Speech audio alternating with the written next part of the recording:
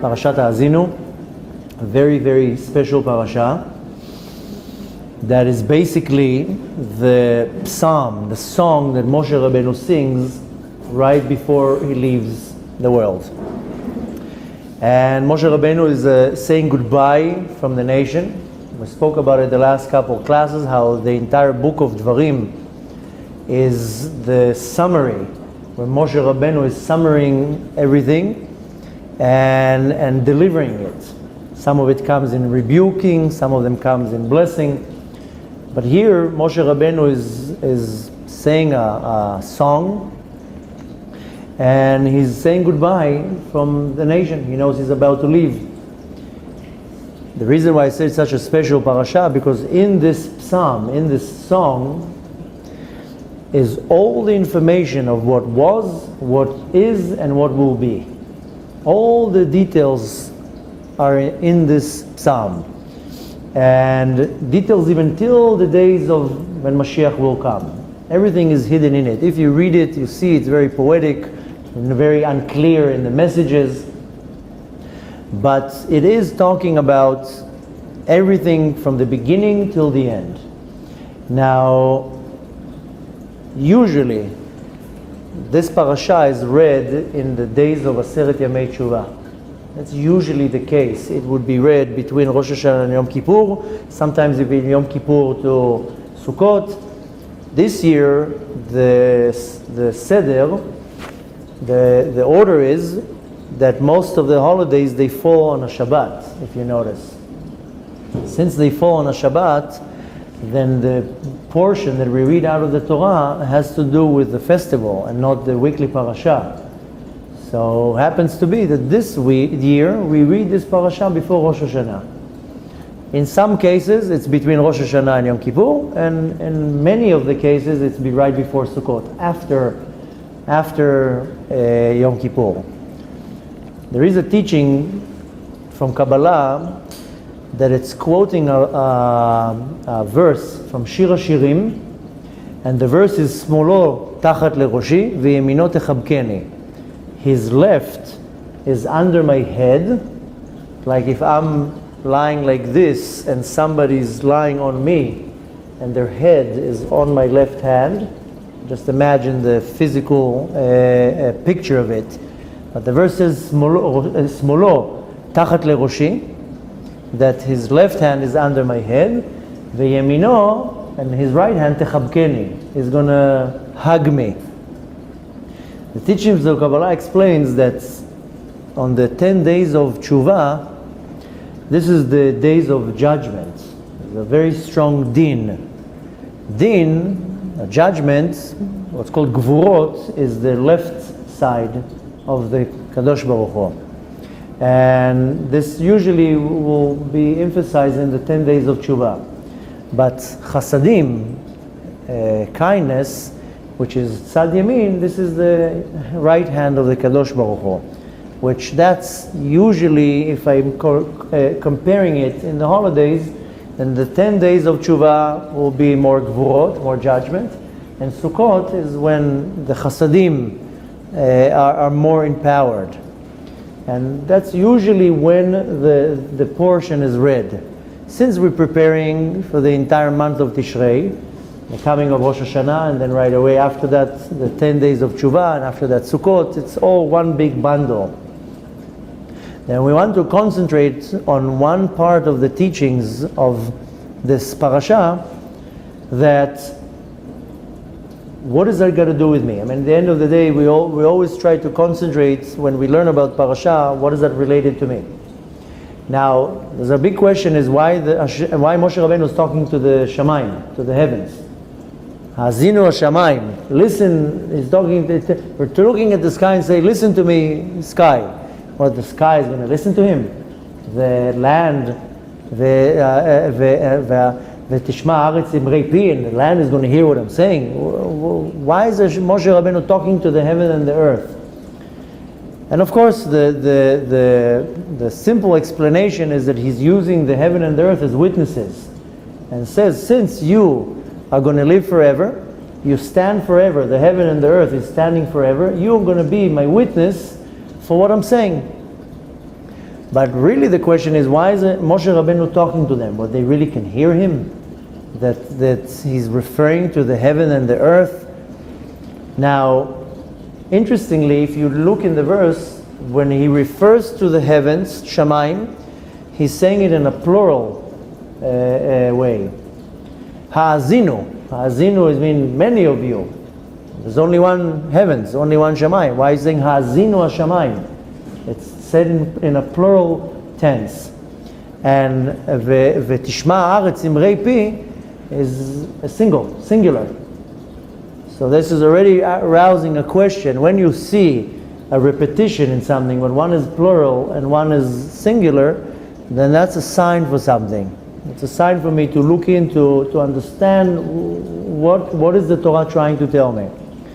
The simple explanation is that the Aretz, the land, is presenting the physicality, the Gashmiut, and the Shamayim, the heavens, is representing the spiritual part. And I have to go above my physicality and to reach to my spiritual level. This is if you want to look at it in a very simple way.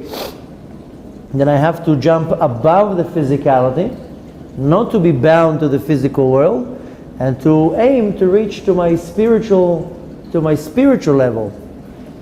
But what does that got to do with me? How do I apply that? What do I need to take from that?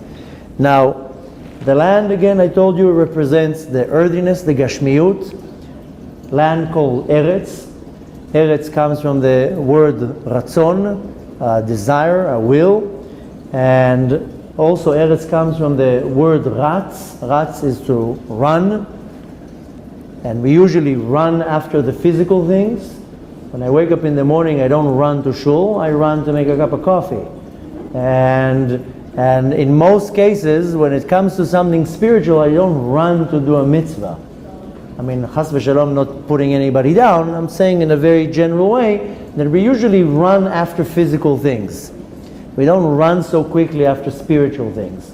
So the word Eretz itself is holding in it these words. First of all, Ratz. Ratz means to run. Ratzon is my will. That represents a very lower level of where I'm being placed in. If you're looking at the book of Genesis in Sefer Bereshit, he says, Bereshit bara Elokim et hashamayim v'et haaretz. Hashem first created the heavens and the land. And it says how the land was chaos, v'haaretz hayta tohu v'avohu. It doesn't say v'hashamayim hayu tohu v'avohu. It says v'haaretz hayta tohu v'avohu. The land was a chaos. And then of course Hashem continues, v'haaretz hayta tohu v'avohu v'choshech al pnei tehom. There was darkness everywhere. And the next thing that Hashem did is Hashem separated between the heavens and the earth. Ma'amayim shemitachat larakia and ma'amayim shema'al larakia. From the water that is under the sky and the water that is above the sky. So right from the beginning of creation, there is the separation between the heavens and the earth. And the earth represents the physicality where I am placed in. That's not talking about the spiritual realm where I need to climb to. Now, Moshe Rabbeinu is coming to testify that there are two paths. One of them is where I am right now, and where I am right now is in this land physically.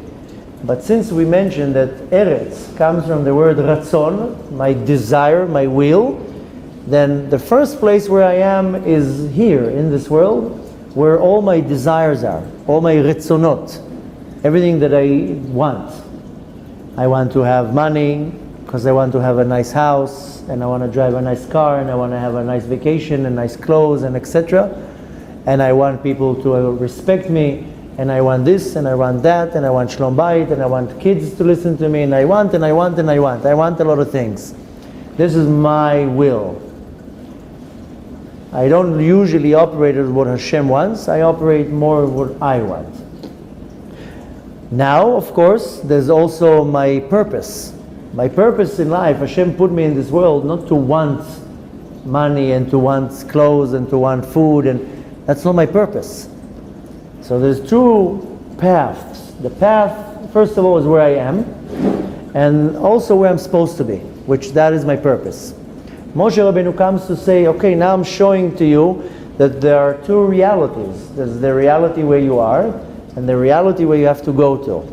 And they're so far away from each other like the heaven and the earth. Where you are and where you're stuck in this world right now, that's one reality. You have to separate and to see how I'm moving from where I am to where I'm supposed to go, to my purpose. Many people ask, what is my purpose in life? I came here, what did I come here? To post things, junk on Facebook? What did I came to this world? To wake up in the morning and to eat another breakfast, and it has to be a purpose for me. That's the most common question people have. I mean, at the end of the day, I just came here to suffer and to struggle and to what? To move from one day to another day and from another Shabbat to another Shabbat, and has to be a purpose. Comes Moshe Rabbeinu and says, yes, there is a purpose. There's the purpose where you have to reach, and there's also the reality where Hashem put you in. Hashem put you in this world, which is the physical world. Now you have to jump between the physical world to your purpose, from the earth to the heavens. Now, the Kadosh Baruch Hu comes and tells us that I put you in this world with a lot of desires, with a lot of inclinations. This is what's called ratzon lekabel. That's why the word land, again, the word for earth, eretz, also comes from the word artziut, and comes from the word ratzon, that I want. Because we come into this world and our entire existence is to want. If you notice that a baby, when they're born, and when a baby is born, their hands are closed like fists. And when a person dies, their hands are always open. Because when a person dies, that's it. You're not taking anything from this world. Your hands are open. Anything from this world. I mean, you're taking your good deeds, you're taking your Torah, but anything from this world you can't take. You can't grab anything from this world. So if a person dies, their hands are open. And when a baby comes to this world, all he wants is just to take. It's called the ratzon lekabel. That's the nature that Hashem gave us. Is I constantly, what's in it for me? That's our nature, is that I constantly seeking to receive something, to get something. If it's a relationship, what am I getting out from the relationship? If it's a business transaction, what am I getting out of this transaction? If I'm coming to a situation, somebody tells me, can you help me? My first thought will be, what is it in it for me? Oh, he wants my help now. Let me help him, because in 2-3 weeks I'm going to need help, so he'll owe me a favor. So usually how we operate is based on the ratzon lekabel, the will to receive. If I see any benefit for me, then I will do. If I don't see much of a benefit to me, most likely I'm not going to jump to the rescue. And most people, how they operate is when they're being approached to help, to give, to do something, right away the first thought is that, okay, let me see what's the benefit that I get. So, and the point is that I have to go out of this reality and to focus into my purpose. So the whole parasha is coming to teach me that there are two stops, two places where I am. I start with where Hashem puts me, which is in this world, in the land, in the eretz. And I'm stuck in this gashmiut, in this physicality, and I'm constantly operating on how am I getting what I need. I'm not thinking what my neshama needs, I'm thinking what I need. I'm not even talking about right now that I'm thinking what somebody else needs. I'm talking about right now what I need. Usually what drives me in the morning to get up is because I need to go to work. Because if I'm not going to go to work, I'm not going to have money to pay my rent, or my mortgage, or my food, or whatever it is. I'm not jumping out of bed because I love my boss and I can't wait to help him. I have a motive here. I need money. And if I had money, I wouldn't get up so fast out of bed. I would probably sleep an extra hour or two, because I don't need now, not depending on somebody's money. I'll have breakfast at 11. So, and chas v'shalom, I'm not putting anybody down, I'm just saying how our system operates. If I don't need anything from anyone, I'm not so much excited to go and give out of me to somebody else. It's usually going to be some type of a give and take relationship. This is called a ratzon lekabel. This is a term that is used a lot in the teachings of Chassidut and Kabbalah. The easiest way to translate it is, what is in it for me? Now, comes this parasha and tells me, no. You are placed in the Eretz, in the land, but your purpose, your goal, your vision has to look to Shamayim, to the spiritual level. What is it? What is my neshama benefiting? What is the ratzon of the Kadosh Baruch Hu, not me? So right now, we learn from this parasha a foundation of how I believe building the foundation of truth, which is called emet. And I talk a lot in many of the lectures how the foundation of this world is truth, because the entire world is actually based on the opposite of truth. The world above, the spiritual world, is called Olam HaEmet. You can find it in Chazal, in many different places, that they refer to the world above as the world of truth, Olam HaEmet. Everything there is truth. There's no fraud, there's no lying, there's no cheating, and the truth is how it is. This world is referred to as the world of lie. The Zohar calls this world Alma de Shikra, the world of lie. Everything here is a lie. Everything here is a deception. So the world above is called the world of truth, and the world below is called the world of lie. Because the reality in this world that everything is a lie here. The klipa, the power of the Satan, covers everything, so I can't see between the good and the bad. I can't tell the difference between good and bad. Besides, the fact is that most people, their entire day is all full of lies. And again, it's not here to chas v'shalom hurt anybody or to rebuke somebody. It's to lay the reality. I mentioned to you, I think it was a couple weeks ago, that maybe 6 or 7 years ago, was Yom Kippur, and 25 hours I was in the shul. There's not really a point of coming home. There's not a meal, there's nothing going on at home. So I stay in shul. Better to read Tehillim the whole night and to catch a few moments of sleep like this on the book. So I come home after Yom Kippur, we do our little meal, we put the kids to sleep, and then we sit, my wife and me, with a cup of tea, and I tell her, no, you have a hachlata, a resolution for the coming year? She says, yes, I decided to pray, I decided to do this, I decided to do that. I was okay, good. She tells me, do you have a hachlata, a resolution? And I told her I decided to stop lying. She told me, you don't lie. I said, oh, I lie. I lie all day long. And she's like, really? I didn't notice that you lie. I told her, I lie to many people around me. And then I have the chutzpah and I lie to Hashem, like as if Hashem doesn't know.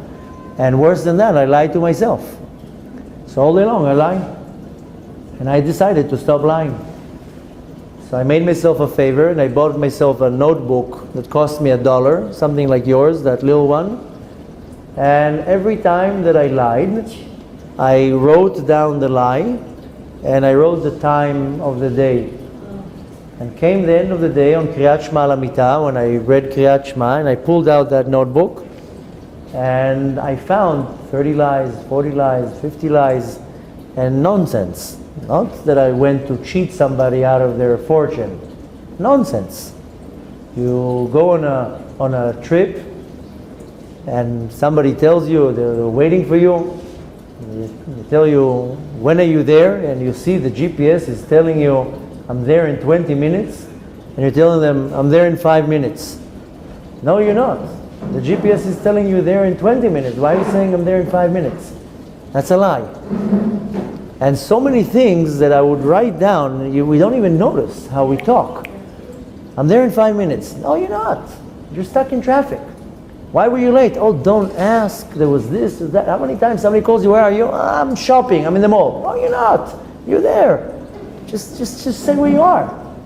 So I found that there were dozens of these small lies all day long that really are irrelevant.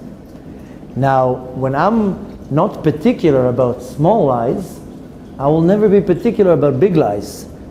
If I'm particular about the little things, if you're taking it to the more positive side, if I'm very particular with very small things, when it comes to Torah and mitzvot, then I'll be very particular with big things. If I'm very, a lot of people say, why are you so fanatic with the little details?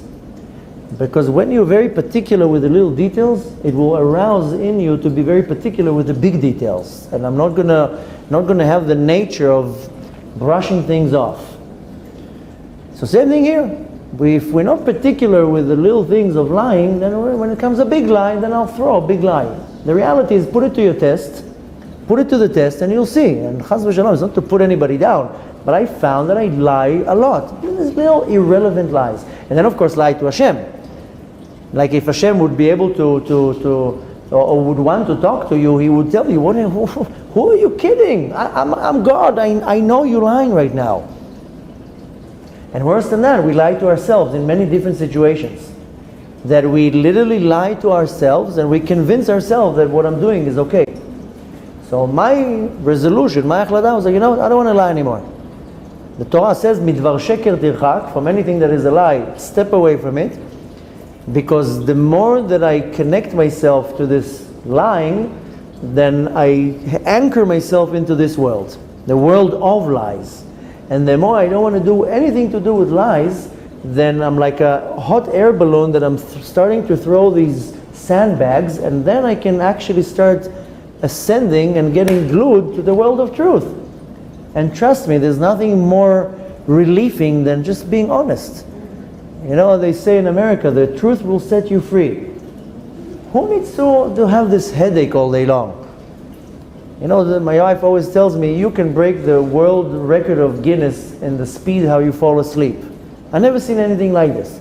You just put the head of you on the pillow and you fall asleep already. And I told her, you're right. I don't sleep much, so there's no time to waste. What, I'm going to start wasting my time of sleeping on thoughts? Besides, I told her, I have no worries. Nothing bothers me. Because I have 100% trust in Hashem, so I don't worry about anything. We spoke about that a few weeks ago when we had the class about worrying. But I told her, also, I don't lie to people, so I have nothing to worry about. And when you lie, maybe you don't care about it, but your soul cares about it, and it bothers you. So you have anxieties, and you worry, and you can't fall asleep, and because your soul is bothered. Why did you have to lie? Why can't you just say the truth? And then you see that person in the street, and you're like, oh my gosh, I lied to that person. Then they ask you a question, and you're like, oh my gosh, I don't even remember what I said. So now I have to create another lie to back up the first lie, and then I'm going into this whole, whirlpool of lies, and then the person is like, but you told me 2 weeks ago like this and like that, and then who needs all this headache? So the Torah comes and tells me, just be honest. I always tell people, Hashem cannot stand liars. Hashem says, just be honest. The Torah says, Todeh al ha'emet. Admit on the truth. I know it's not convenient. I know it might hurt in the beginning, but why schlep it? Why make a snowball out of it? Square it out right in the beginning. Yes, it's not always fun to say the truth. You're not always gonna find the right reaction. But at least you said the truth. And people can't stand liars, and people know when you're lying. So comes the Torah and tells you, listen, there's two realities. There's the reality of this world, this is the reality of a lie. And there's the reality of the world above, that is the reality of truth. You were placed in this world so you can come out, so you can climb up, so you can look at your purpose, fulfill your purpose, which will take you to the world above, the world of the spiritual world, which there doesn't exist there any lies. So comes this parasha and he teaches me how do I build the foundation of the truth. Because if my foundation is truth, then I'm steady. Nothing shakes me, because I'm sorry, that's the truth. Sorry, I'm not going to start bending my reality. When I lie, when I try to come up with a different reality, it will never work. It's going to be like the house of cards, that at some point it will crumble and fall. That's why I endure a lot of issues in my life, because it's not built on the right foundation. That's why relationships, they come to either to an end or they don't work out, because the foundations are not all about truth. And here a lie, there a lie, the foundations is shaking, so the entire relationship is not going to be a good relationship. If the relationship starts and continues only about truth, then it's a solid relationship. And it's everything in this world. When there's a little bit of bitterness from being dishonest, it's not going to be strong. It's not going to be a strong, solid foundation. So the Torah comes and tells me there are two realities: the world, the land, the earth, and the Shamayim, and the spiritual. And you have to connect it. It says that, if you're looking at a ceiling of a building, a ceiling, whatever it is, the ceiling is not holding itself. It has to have pillars. The ceiling cannot hold itself. And there's a ground. The ground doesn't need suspension. The ceiling is the one that needs the suspension. What is it sitting on? It's sitting on pillars that are holding it. Same thing here. The world below doesn't need to lean on anything. It's the world above that is leaning on something. And those pillars are the Torah and the mitzvot. That's what's holding the world above. So there are two witnesses here. If you're looking at the literal explanation, what's called the pshat of this parasha, why is Moshe Rabbeinu talking to the heaven and the earth? He says, these are my witnesses. The heaven and the earth will be the witness to what I'm saying. Really, what is the witnesses here? One of them is that I was created with a desire to receive. And I have to admit it. This is another thing about the whole concept of truth, is admitting the reality. If I can't admit that I have faults, then I will never fix my faults. Unfortunately, I deal with a lot of people that are battling different addictions, drugs, alcohol, gambling, and a lot of them are going through this process that's called the 12 steps. AA, NA, all these different groups. And the theme there is that you first of all have to admit. You stand up, hello, my name is Moshe Zuchmin, I'm addicted to heroin, whatever it is. First admit. And it's a very good system, because if I need to fix one of my faults, I have to admit first of all that I have a fault. Now if I'm perfect, and the arguments in my Shlom Bayit is because of my wife, and I get upset with my kids because they annoy me, and I have a problem with my employer because he's mean to me, whatever, then I'm not admitting that I have faults. And that's the problem of many people, is that they don't admit that, wait a minute, maybe I'm wrong here. So the first and most important is that I have to admit that I have my desires, I have my inclinations, I have also these things that are not so great. That's the first witness. What does a witness do? A witness testifies. A witness is not there to annoy you. A witness, why do you call a witness to the witness stand? To testify. He did it, or he didn't. So I have two witnesses here. The literal level is the Shamayim and the Aretz, the heaven and the earth. But now we want to go a little step deeper. So the first witness is me admitting that I have faults. And that fault is called Aratzon Lekabel. I have a desire to take something from this world. So I have to lay down on the table and say, okay, first of all, I admit I was created with a lot of desires. I like ice cream, I like cookies, I like coffee, I like many other things that are not so permitted. And I like this and I like that. If I don't admit it, I will never be able to refine it. The second witness is that I have a purpose. And my purpose is to glue myself to the Kadosh Baruch Hu. Is to be davek, to be attached to Hashem. The Torah tells me, "V'atem advekim b'Hashem Elokechem." Dvekim, davek comes from the word glue. Davek is glue. I have to be glued to Hashem. So I have two witnesses. And I have to use those witnesses to testify, these are the two realities. First reality is that I have a lot of desires. The other reality is that I want to be, and my purpose is to be close to Hashem. That's what I was created for. Now, when I need to analyze it, then I have to understand two things. A is where I am right now. Where am I holding right now? I have to define where am I holding. I'm holding, I would say I'm 50% where I would want to be. Maybe not, maybe 20%, maybe 70%, but I have to define where I'm holding right now. This is called where am I holding right now? And what does that mean? Is what are my character traits? I have good character traits and I have bad character traits.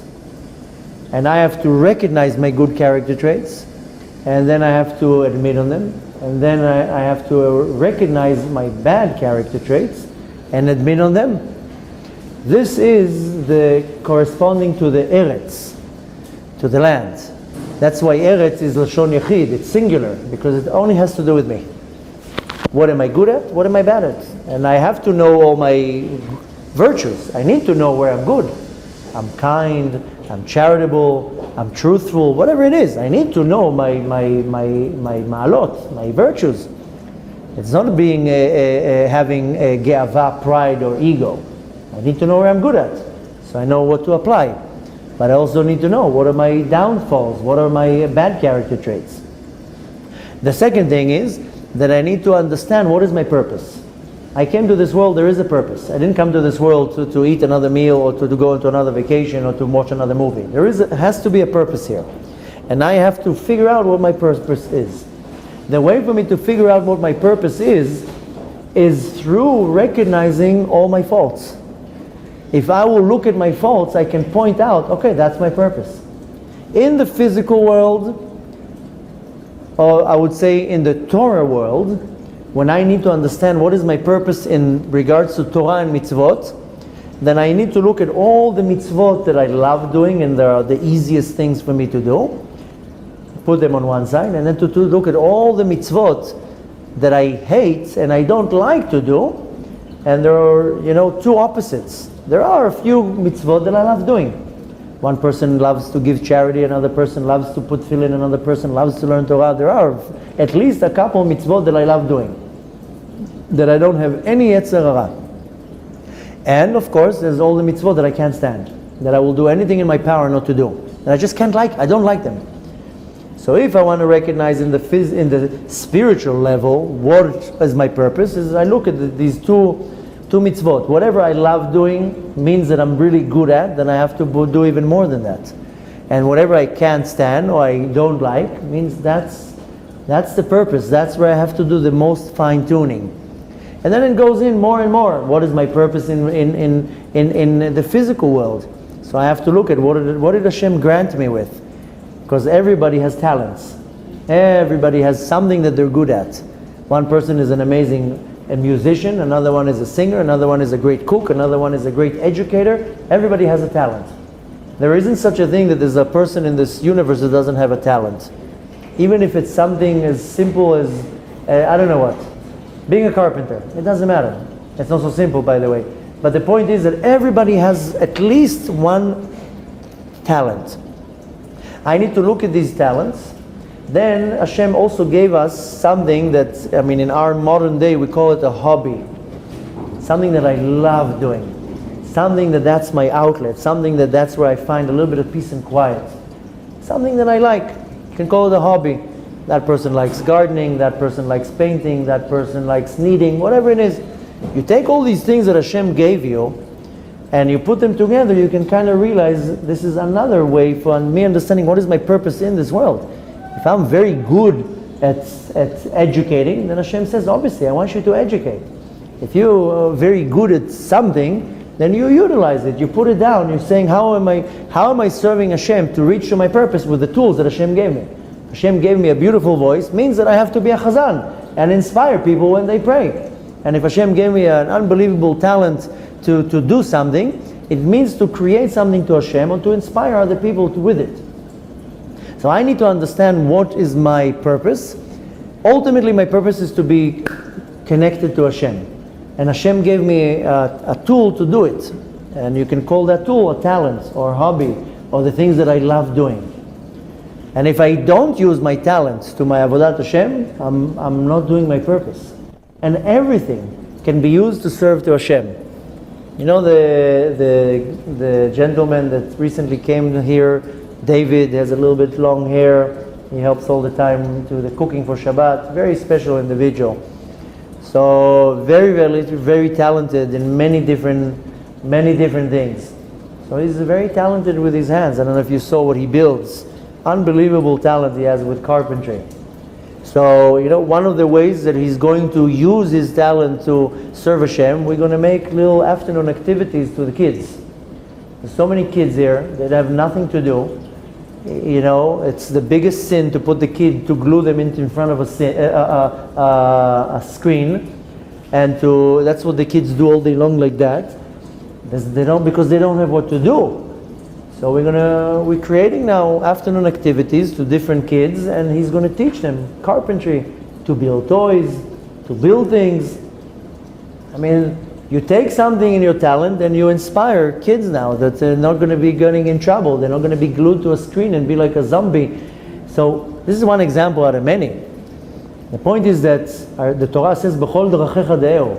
Hashem says, in any way you should recognize Hashem, and you have to reach to your purpose through what Hashem gave you.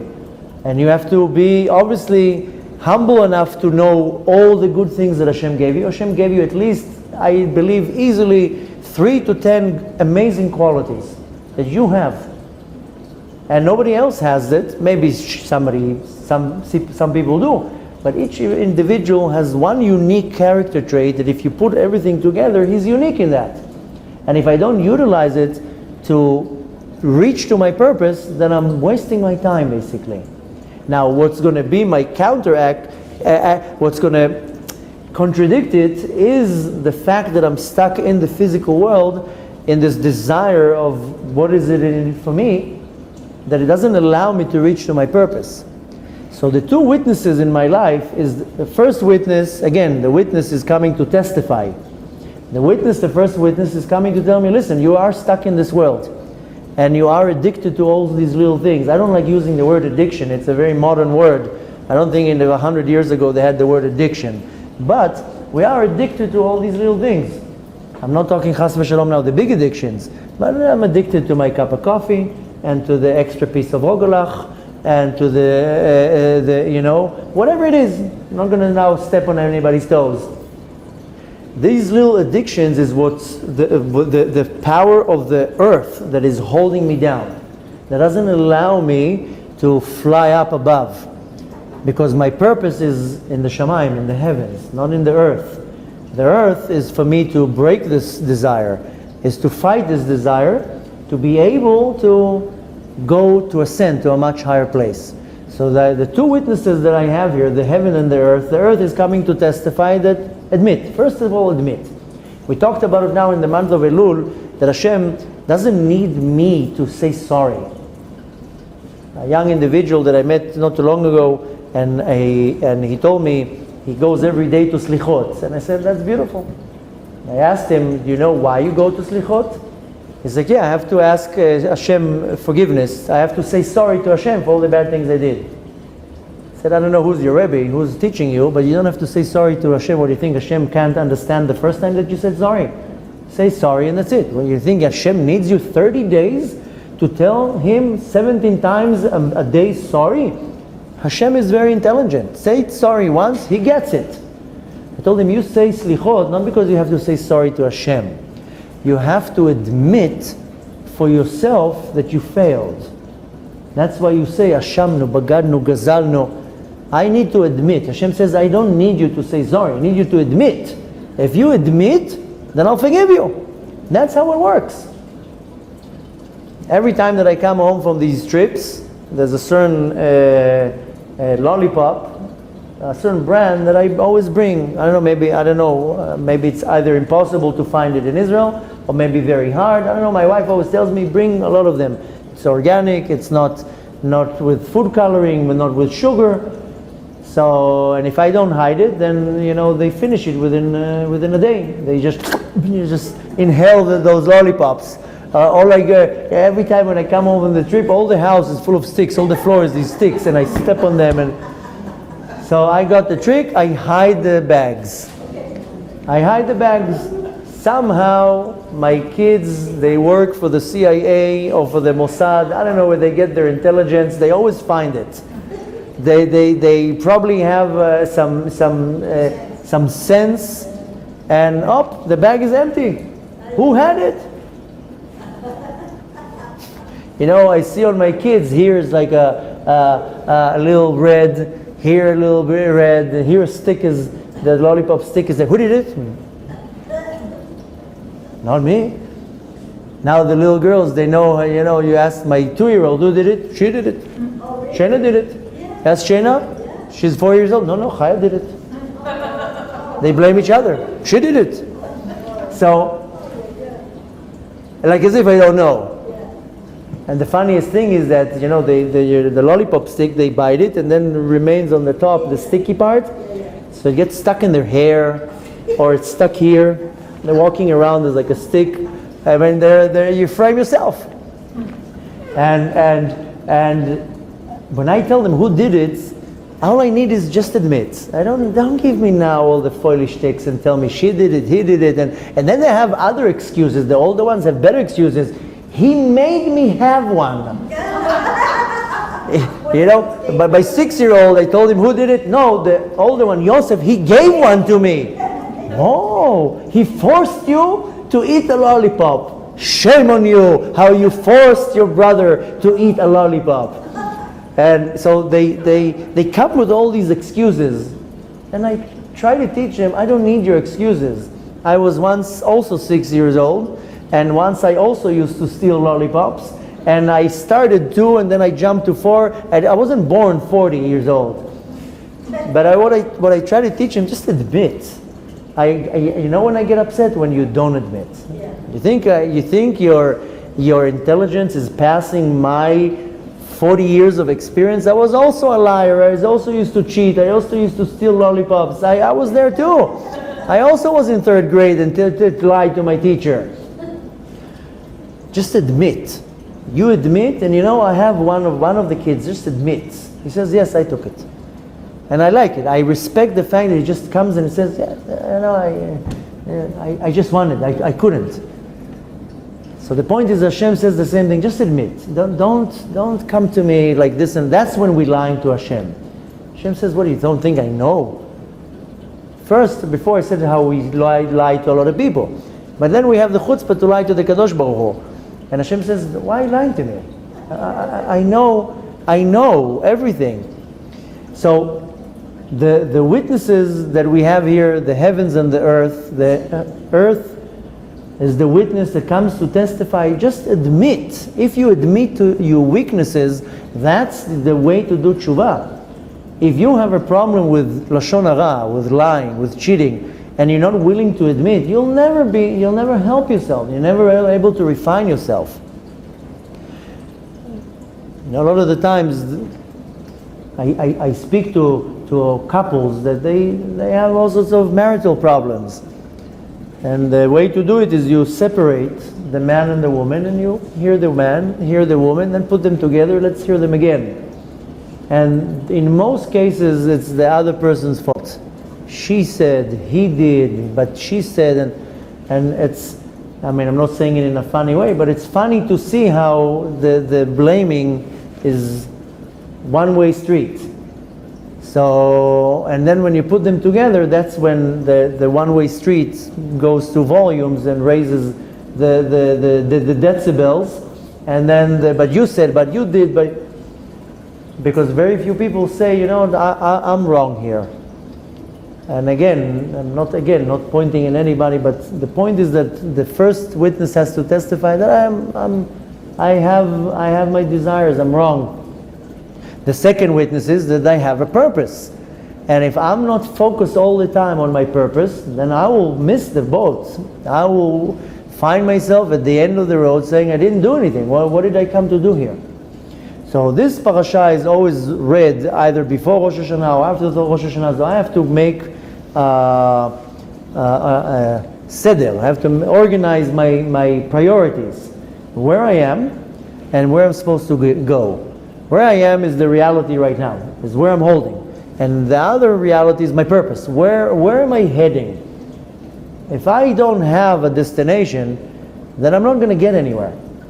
I once quoted a movie which, Baruch Hashem, got some funny reactions. But there's a movie called Alice in Wonderland. And in the movie, there's all sorts of characters. And there's a scene in the movie that she walks down a path and she reaches a T section, not a T junction. She can, yeah, like an intersection. She can either turn right or turn left. And she doesn't know where to go. Comes this little rabbit and he tells her, what's the problem? She says, listen, I'm going down this path and now I reached to the T intersection and I don't know if I should turn right or I should turn left. So the rabbit tells her, where are you heading? She says, I don't know. I'm not heading anywhere. So she says, well, if you're not heading anywhere, so what does it make a difference if you turn right, left or right? If you don't have a destination, it doesn't make any difference where you're turning. So if I don't have a destination in my life, it doesn't matter where I turn. But I need to put a destination in my life. I can't walk into a car and open the GPS and tell the GPS, take me. You have to put in the destination. If I put in a destination, the GPS will tell me, oh, there are many ways to reach to your destination. There's Route A, Route B, Route C, with tolls, without tolls, on a highway, not a highway, shortest distance, longest distance. The GPS gives me all my options, but only because I put a destination. And if I don't put a destination, I'm never going to be able to paint a route. I'm just going to go with no destination, with no purpose.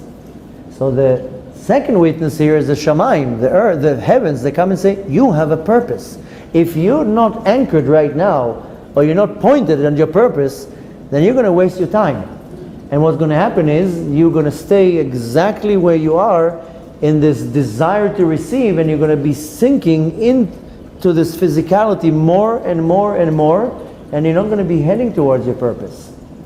So the Torah, that is my witness, Moshe Rabbeinu comes and says the Torah is the witness that I have the reality where I am and the purpose where I have to go to.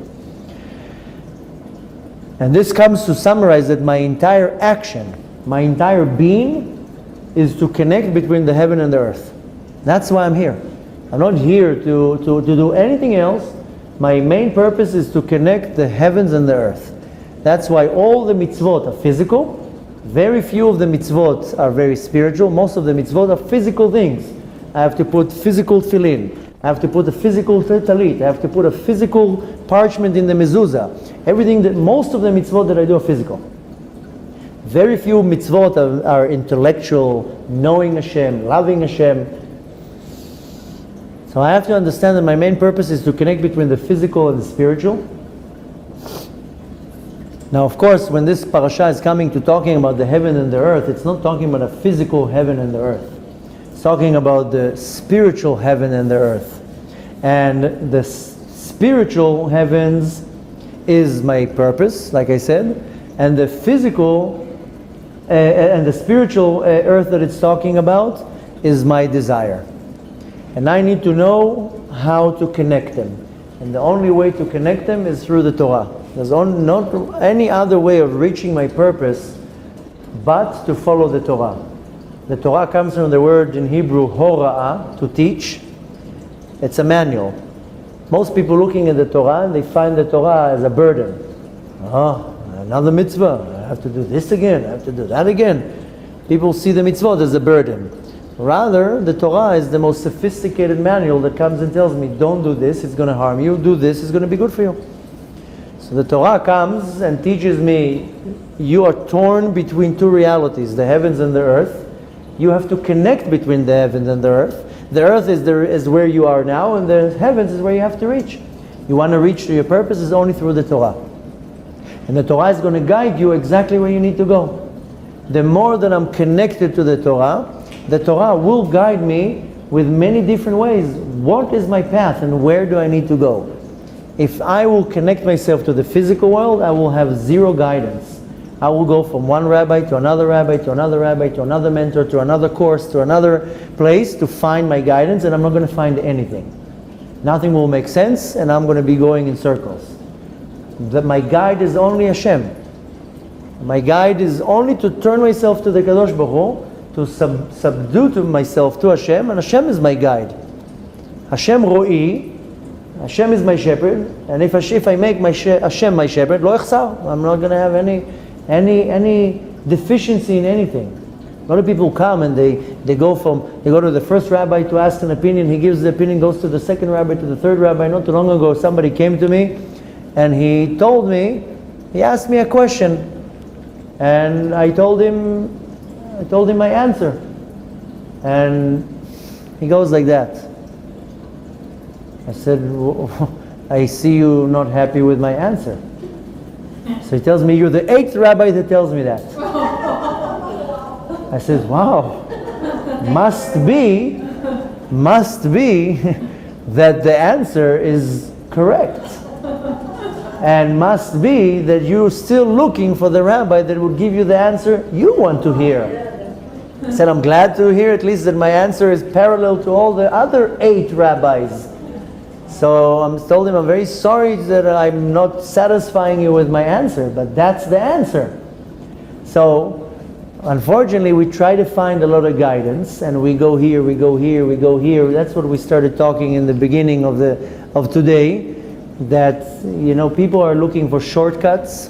People are looking for the easy way out, and with all sorts of these magic charms and all sorts of nonsense. And many people come to me with all these gadgets, and this rabbi wrote this to me, and this rabbi wrote that to me, and I hang garlic on the doorpost, and I hang this over here, and their house looks like a museum of all sorts of things hanging here and there, and red strings on their hands, and all sorts of red cucumbers on their eyes, and nonsense. The Torah comes and tells you very simple: serve Hashem, simple-hearted, believe in Hashem, do the mitzvot. That's it. Don't need to look for all these loopholes. So the Torah is the answer for everything. And a lot of people are trying to find all these gadgets or all these loopholes. Not too long ago, I came to a couple came to me, and same idea. We went to this rabbi, we went to that rabbi, and we're trying to get pregnant, and we have problems with parnasa, and we have problems here and problems there, and all they were looking for is all these loopholes. And I told them, listen, not that I'm trying to offend you in any way, but I told the wife, have you tried, have you thought, maybe you should cover your hair?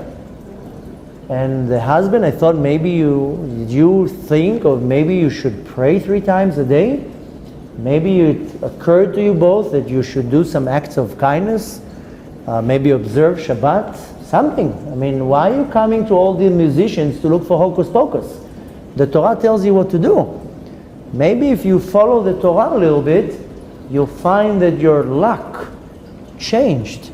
Maybe the abundance is going to have a much more easy way to flow down when you do what the Torah tells you. Why are you looking for all these loopholes?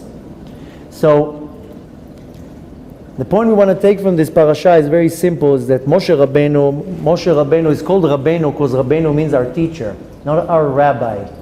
Rabbeinu is a teacher. A Rav is a teacher, not somebody who stands and throws orders. Moshe is our teacher. He brought us the Torah. In the entire book of Dvarim, he's summarizing the Torah. And now he's coming to tell us very simple. There are 2 realities, the heaven and the earth. These are the witnesses that come to testify. Either you're stuck in earth, or either you're headed to your spiritual purpose. And the pillar that is holding, I told you before that the ceiling has to be leaning on suspensions. The ceiling cannot be hovering by itself.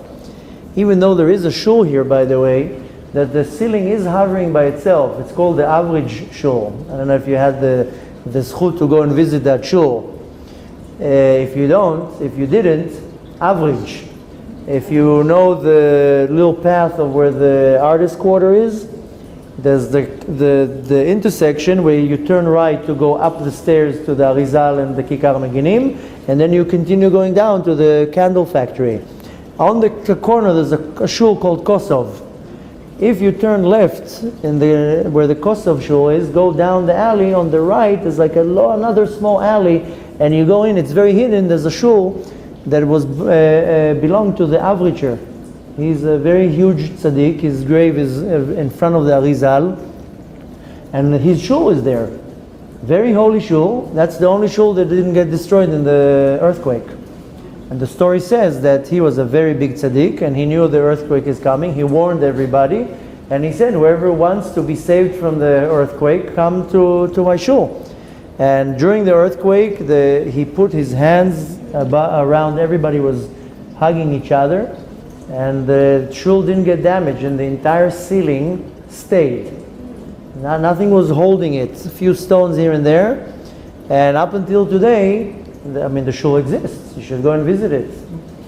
And it's run by the Meiri family. You know the Meiri family? They're here already for 9 generations. They have the cheese factory. So they're running the shul, a very, very holy shul, very special shul. You know, last year, when I found the shul, then I went, I made it my shul that I go, and I went and I prayed there on Rosh Hashanah and Yom Kippur. I like it, it's quiet, you should really check it out. They have a small women's section, very special shul. And on Rosh Hashanah and Yom Kippur, they take out the Avricher's Torah. Unbelievable Torah. Probably about 270 years old, maybe I'm wrong exactly in the dates, but it's a 200-300-year-old Sefer Torah. And I'm just going to share with you a personal story. And I'm sitting and reading, they're reading the Torah, and I have a book like this. Now there's a gentleman next to me, and there wasn't much of books, so the book is open. And it's between us, we're sharing the book. And they're reading the Torah. It was Rosh Hashanah. And and I'm following the words, and I'm seeing I'm already 4 lines before the end, 3 lines before the end, 2 lines before the end. And in my mind, I'm like, should I reach out to the page to flip the page? Maybe he will flip the page, because we're sharing the book, okay? The book is like that. And in my mind, should I reach out to flip the page? Comes the last sentence of the last row. I'm thinking about it. I'm about to put my hand out. A soft wind comes in, and the page goes like that. And I'm looking at the guy's like looking at me. We're both looking at each other. And we're shocked. Comes the end of the Torah reading, I'm like, did you notice? He was like, were you thinking if to flip the page? I was like, yes. I didn't know if you will flip the page. Maybe I'll flip the page. He's like, that's what I was thinking. Should I flip the page? And comes this soft wind. Now usually if wind will come into the shul, the pages will go like that. They fly over the soft wind came and flipped the page. And both of us were stunned. I was like, this is a holy shul. It's a very, very holy shul. I highly recommend to go and check it out. Friday night. Could you pronounce the name of the shul again? Average. I'll tell you how to spell it and how to find it. You're asking if they have a Friday night service? Yeah, they open only on Shabbat, unfortunately. During the week, I tried. You know how I found the shul? Because the people who are running the shul are very old. And the youngest guy in that shul is probably 70. And they're all dying out. And the kids of the people who run it are not really, they don't live in Sfad, they're not really from, and nobody's there to take over the shul. So the granddaughter of one of the people who prays there tried to get me that they'll maybe let me take over the shul. She's like, I trust you. You are an honest individual. You're going to take care of the shul. Maybe you should go in there, and one day they'll leave you the shul to take. I mean, who's going to inherit the shul? It's just going to. So that's how I found out for the shul. And I mean, they're very protective. I mean, the family who's taking care of it, they're taking care of the shul for 9 generations. They invested thousands and thousands of dollars to upkeep the place. You know what's famous about this shul? I don't know if you heard that. I think it was a very famous story here in Tzfat. I think it was about 40 years ago, maybe 50 years ago, anywhere from 30 to 50 years ago. Don't take my word on the date. That the building next to it, like in Tzfat, nobody knows, all the buildings are on top of each other. If you ever had the headache here to buy a property here in Tzfat, everything is on top of each other. There's always fight in the registrations, in the tabo. Somebody inherited a piece of a building. Happened to be that person was a secular lawyer from Tel Aviv. They told him, you inherited a piece of property in Tzfat. Okay, he came to look it up, and what did he find? That there's a shul next to his property that went into his property. They built a wall, they built a veranda, and he took them to court, and he told them, it's my property, and tore it apart, and he sued them.